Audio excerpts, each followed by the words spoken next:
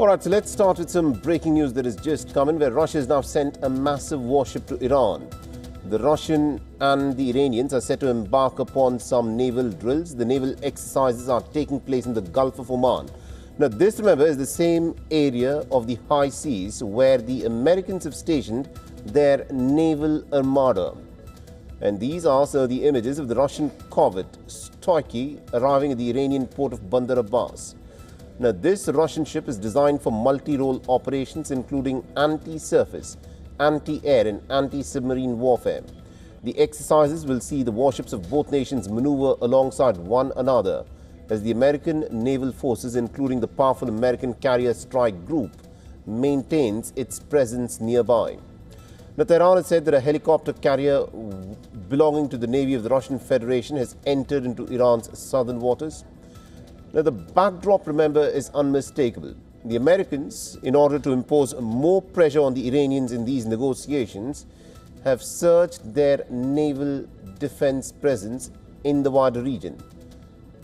And Donald Trump has deployed major naval assets, including the carrier strike groups, to press Iran during these indirect nuclear talks. The proximity of the Russian and the Iranian drills to an American carrier group is sending ripples through global strategic circles, and analysts see it as more than just routine training.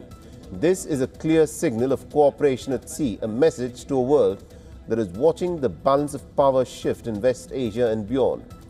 Now, the atmosphere in the region has shifted from tension to a hair-trigger alert. By embedding Russian assets into the Iranian defense perimeter, Moscow is also creating a strategic shield of sorts.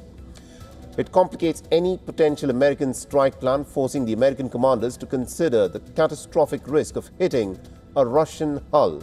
Remember, Moscow has repeatedly released statements urging Washington to engage in dialogue and not to stage any attacks on Iran. So this, of course, is a pretty important part of posturing with respect to the military presence that is being increased in the waters of the Gulf. And after the American build-up with their armada, the Russians have now sent one of their corvettes. It's going to be very interesting to see as to how this presence and these naval drills, which the Iranians and the Russians are holding together, will proceed from here. Is there a message that the Russians want to send through? Because in the case of Venezuela, remember, this was seen as a operation that the Americans were able to carry out with relative ease. But for the Americans to attempt anything on those scales appears to be a lot more harder, and the Russians and the Chinese seem to be sending a clear message that they may step in with at least some level of backing for the Iranians in case of a conflict. And it now remains to be seen as to how much more pressure the Americans will try and exert over Iran. For all the latest news, download the WION app and subscribe to our YouTube channel.